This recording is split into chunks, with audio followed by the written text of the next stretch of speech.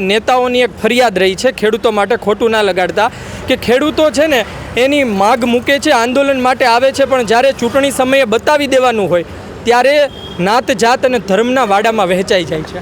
આ વખતે એવું નહીં થાય. લોકો ખેડૂતમાં 18 વરણ આવી ગયા, દરેક સમાજ આવી ગયો, એમાં હિન્દુ, મુસ્લિમ, શીખ બધાય આવી ગયા.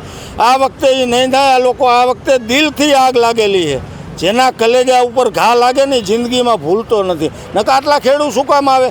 100 કે 200 ખેડૂતના ખેતરમાં થાંભલા આવતા હોય છે. હજી આ તો ચાલુ હોય આ લડાઈ. રિલાયન્સવાળાએ નોટિસો મોરબીમાં આપી દીધી કે અમારી લાઈન નીકળે. એ તો બાકી એ બાકી 27 સુધી આવું ના રહ્યો તો શું જો સરકાર ટાણે સમજી ગઈ તો ઠીક છે, નકર ઘર ફેરી. ખેડૂત થઈને મતદાન કરશે લોકો. કોઈ પણ જોશે ને નાત જાત મારો તારો.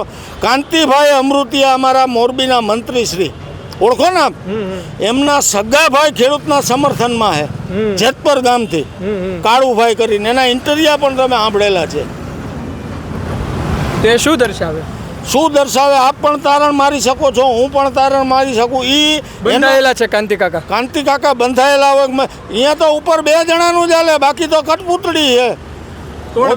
મોદી સાહેબને અમિત શાહે કીધું હોય ભૂપેન્દ્રભાઈને કે ભાઈ આ અદાણીનું કામ અટકવું ન જાય, એટલે બિચારો ભૂપેન્દ્ર કાકા ભગવાનના ઘરનો માણસ છે, એટલે સુપર સીએમ છે.